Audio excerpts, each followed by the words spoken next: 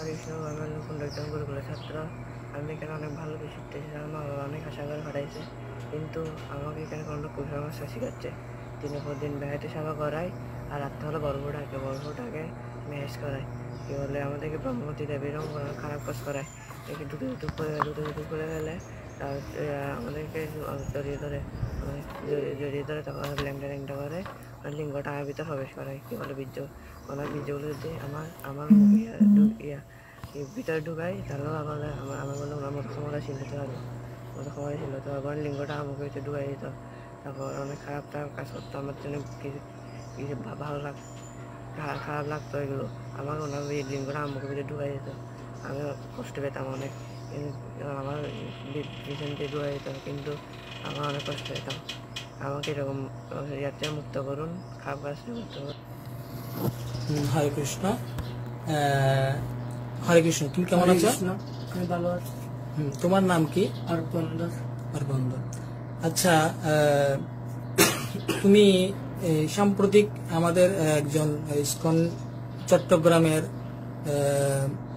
গৃহস্থ কাউন্সিলের একজন প্রধান সদস্য বলরাম করুণা প্রভুকে তুমি কিছু অভিযোগ দিয়েছ, যে লিখিতভাবে এবং ভিডিও আকারে দিয়েছ, এবং আমরা দেখেছি যে শরণাগতি প্রভু এবং ভক্তি প্রিয় গদাধর গোস্বামী মহারাজ, চারুচন্দ্র প্রভু, এদেরকে তুমি তোমার সাথে কৃষ্ণ প্রভুর সাথে কোন ধরনের শারীরিক নির্যাতন করেছে তোমাকে, সেই বিষয়ে তুমি কিছু কথা বলেছো।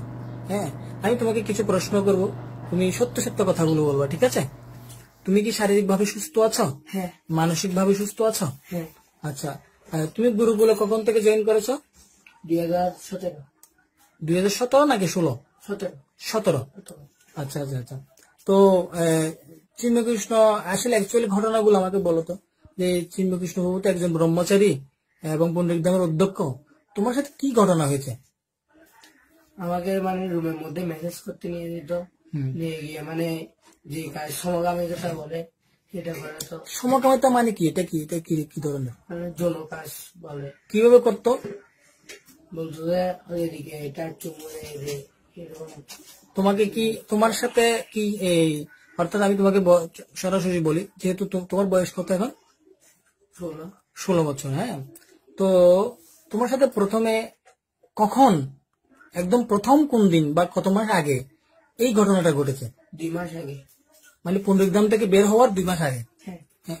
উনি কিভাবে ডাকতো তোমাকে? কখন, বা রাত্রে ডাকতো নাকি দিনে ডাকতো? রাত্রে ডাকতো। রাত কয়টা বাজে? ধরেন 9টা, 9:30। 9টা, 9:30 বাজে। হ্যাঁ, ডেকে তোমাকে কি বলতো প্রথমে? বলতো মানে মেসেজ করতে বলতো। কিরকম ভাবে মেসেজ করতা? হাত পা গুলো মানে মেসেজ করতাম, করে তারপর বলতো যে উনার পরনে কি থাকতো? গামছা থাকতো। তোমার পরনে কি থাকতো?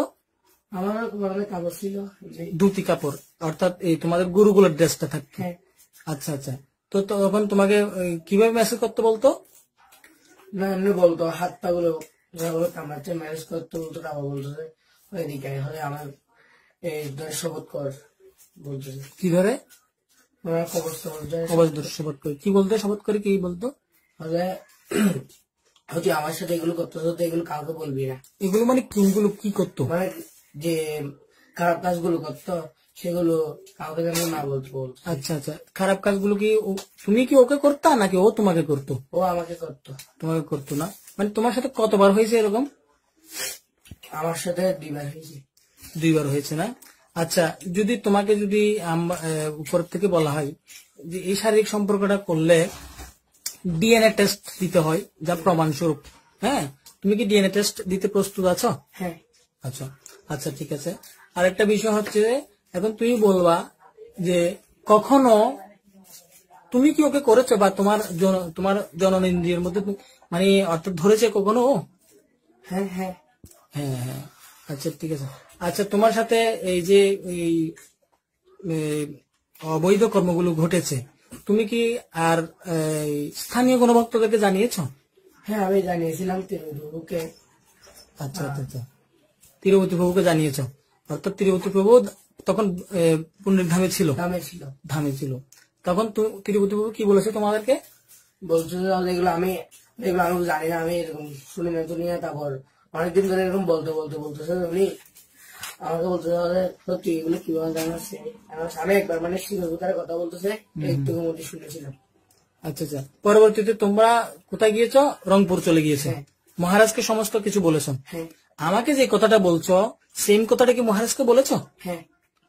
ওনারা কি কোন ধরনের চিন্ময়কৃষ্ণ প্রভুর বিরুদ্ধে স্টেপ নিবে এরকম আশ্বাস দিয়েছে তোমাকে? না, এরকম বলেনি, বলতো যে এগুলো খারাপ কথাগুলো বাদ দাও এরকম বলছিল মহারাজে। আচ্ছা আচ্ছা আচ্ছা, অর্থাৎ তোমাকে তো কোনো ধরনের আশ্বাস দেয়নি। আচ্ছা, সাম্প্রতিক চারুচন্দ্র প্রভু তোমার থেকে স্টেটমেন্ট নিয়েছে, তুমি কি ওনাকে সবকিছু বলেছো? হ্যাঁ বলেছি। উনি কি আশ্বাস দিয়েছে তোমাদেরকে? উনি কিছু বলেনি তেমন, উনি বলতো যে পরে দেখা যাবে, এরপর আরো অনেকজনকে ডেকে এরপর আচ্ছা আচ্ছা আচ্ছা, ঠিক আছে। এখন তোমার সাথে যে চিন্ময়কৃষ্ণ প্রভু শারীরিক সম্পর্ক এবং তোমাকে অনেক নির্যাতন করেছে, বলাৎকার যাকে বলা হয়, যেটাকে সমকামিতা বলা হয়, হ্যাঁ, তো এগুলোর কি তুমি কি বিচার চাও? হ্যাঁ। তোমার পড়ালেখার ক্ষতি হয়েছে এবং তুমি একটা মানসিক ভাবে হেজিটেশন ভোগ করছো, হ্যাঁ। এগুলো তো আমাদের ইসকনের মধ্যে কোনো শিক্ষা নেই, ঠিক আছে? কোনোদিন কারো কাছ থেকে দেখেছো, কোনো বক্তব্য থেকে দেখেছো এগুলো? না। এই নোংরামিগুলো না। ঠিক আছে, তাহলে ঠিক আছে, আমরা এগুলো তোমার কথা মতো, যেহেতু তুমি আমাকে এই কথাগুলো বলছো, হ্যাঁ, আমি কি করবো এগুলো, আমি আমাদের নারগোপাল প্রভু আছেন, আমাদের গুরু মহারাজ আছেন এবং ঊর্ধ্বতন কর্মকর্তারা রয়েছেন, এগুলো আমি অ্যাপ্রুভ করব, ওনাদেরকে আমরা সাবমিট করব এবং ওনারা এগুলোর অ্যাকশন নেবে, ঠিক আছে? হরে কৃষ্ণ। হরে কৃষ্ণ। নিত্যবন্ধ গৌরদাস।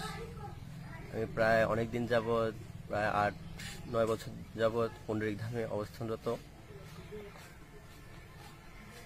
এই যে ধামের মধ্যে এত সমস্যা চলছে, যে বিষয়গুলো আগে থেকে মানে চলে আসছে, বাট এগুলো নিয়ে মানে তদারকি করতাম না, বা এই বিষয়ে কিছু বললেও বা কাউরে বলার মতো সেরকম গিয়েছিল না। কিন্তু হঠাৎ আমি কিছুদিন যাবো আবার দেখতেছি কি অতিরিক্ত ছেলেদের উপর নির্যাতন হচ্ছে, বা মাঝে মাঝে এমনই দেখি ওখানে অনেক ধরনের মানে গন্ডগোলও চলছে ধামের মধ্যে। কিন্তু এরপর পরে আবার কিছুদিন যাবৎ আবার দেখলাম যে কি আমি রাত্রে ঘুমাতাম, তখন কি করতো, রাত 2টো বাজে, 1টা বাজে, 3টা বাজে আমার ডাকতে আসতো। এখন আমি ঘুমের ভান ধরে শুয়ে থাকতাম, মঙ্গলারতির সময় শুয়ে থাকতাম ঘুমের ভান ধরে, তখন কি করতো, বিরক্ত হয়ে দরজার মধ্যে ধুম ধুম ধুম করে বাড়ি দিত, আওয়াজ দিত, প্রচুর পরিমাণে আওয়াজ দিত। উঠতাম না আমি, তাহলে আসে ডেকে আমাকে নিয়ে যেত, নিয়ে গিয়ে বলতো কি মেসেজ করার জন্য বলতো, মেসেজ করতাম। এরকম করতে করতে অনেকদিন মেসেজ করতাম। হঠাৎ আরেকদিন আমাকে ডেকেছে, বাট আমি যাইনি বিদায়, তখন থেকে সে আমার উপর খুব রেগে আছে। হ্যাঁ, চিন্ময় আমার খুব রেগে আছে, আমি কেন যাচ্ছি না। তারপরে আমি শ্রীধরপুর রুমে ছিলাম, শ্রীধরপুর রুমে যখন ছিলাম, উনি এখন আমাকে কিভাবে শ্রীধরপুর আমাকে ডেকে রুমে রেখেছে, সেই কারণে ওনার খুব ক্রোধ যে আমাকে কিভাবে ওখান থেকে বের করবে, আমি কেন ওই রুমে থাকি। তারপরে হঠাৎ একদিন এই গেতে চলে গেল, কারণ কিভাবে বের করবে, কিছু না কিছু করতে হবে, না হলে তো বের করা যাবে না। তারপর হয়েছে কি, একদিন দামোদর প্রোগ্রাম, 19 সালে দামোদর প্রোগ্রাম হচ্ছে। এখন হঠাৎ উনি আমাকে এসে বলল, এই শ্রীধরপুরের দামোদর প্রোগ্রামে চলে গিয়েছে, হঠাৎ উনি আমাকে এসে বলে কি, তো ভাগবতম নেই, একটা ভাগবতম নেই। তারপরে কি হয়েছে, ভাগবতম নিয়েছি। তারপরে বলেছে কি, ওনার গিয়েছিল কবচ ছিল, কবচ হয়েছে আমাকে, স্বর্ণের কবচ ছিল কৃষ্ণদেবের। তারপর বলছে ভাগবতম শুয়ে বল আর আমার কবচ শুয়ে বল। আমি কবচ শুয়েছি। তারপর উনি বলা স্টার্ট করেছে আর কি, তোর যদি এখানে থাকতে চাস, হ্যাঁ, তোর আর কি শ্রীধরের সঙ্গে এই ধরনের সমসাময়িক করতে হবে। এই বিষয়গুলো উনি আমাকে বলেছিল।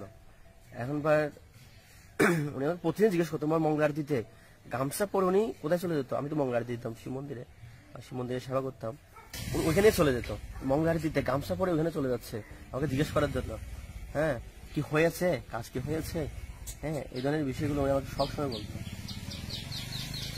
তারপরে ওনাকে আমি বলতে না পারতে লাস্টে বলেছিলাম কি, আমি বলেছিলাম আমি পারবো না এগুলো, এই ধরনের বিষয় নিয়ে আমার কিছু বলবেন না।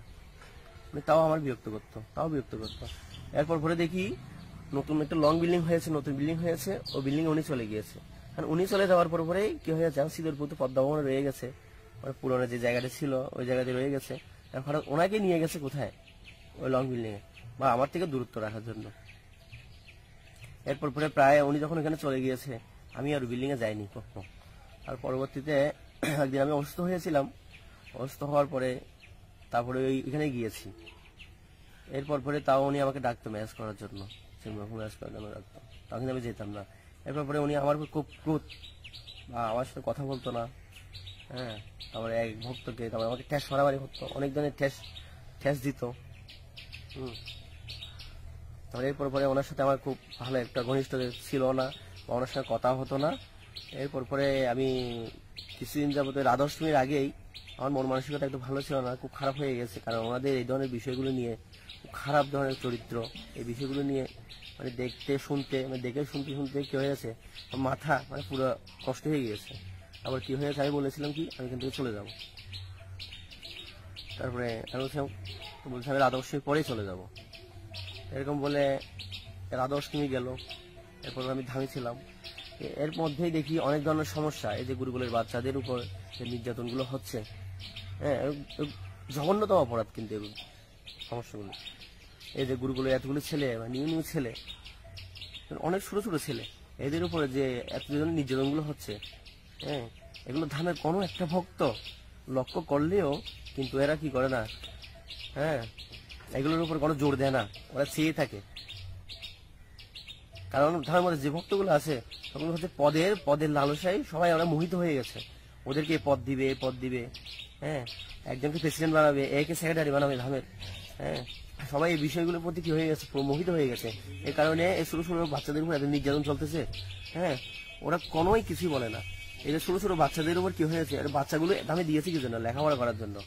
আর পরিবারে ওরা মা বাবা সহ্য করতে পারতেছে না বিদায় ওদের দুষ্টমি গুলা, এ কারণে দিয়েছে কি গুরুকুলে ওরা ভালো করে শিক্ষা লাভ করবে। এখন এখানে আসার পরে ওদেরকে যদি যে জায়গায় শিক্ষা লাভ দিবে, সে জায়গায় ওদেরকে যদি বেকারিতে সেবা করায়, হ্যাঁ বেকারিতে সেবা করাচ্ছে, মানে সারাদিন সকাল 6টা থেকে সন্ধ্যা 6টা 8টা 9টা পর্যন্ত সেবা করায়। এরপরে ওরা রুমে যাচ্ছে, মানে ওদের কাছ থেকে আমি যেগুলো শুনেছি সেগুলো বলতেছি। ওরা রুমে যাচ্ছে, এরপর রুম থেকে গিয়ে কি হচ্ছে, ডেকে নিয়ে আসতেছে আবার কোথায়, চিন্ময়পুর রুমে ডেকে নিয়ে এসে কি করায়, মেসেজ করায়। তারপরে ওখানে নানা ধরনের কথা বলে, খারাপ কথা, যে এই ধরনের কথা বলে যে ওদের কাপড় খুলে ফেল, হ্যাঁ এগুলো কাপড় কিছু বলবি না, এই ধরনের বিষয় নিয়ে বলতো ছেলেদের। আর ছেলেরা কি করতো, এই বিষয়গুলো আমাদেরকে বলতো। এই বিষয়গুলো দেখে শুনে বা খুব খারাপ লাগতো, সেই কারণে আমি ধাম থেকে বের হয়ে গেছি।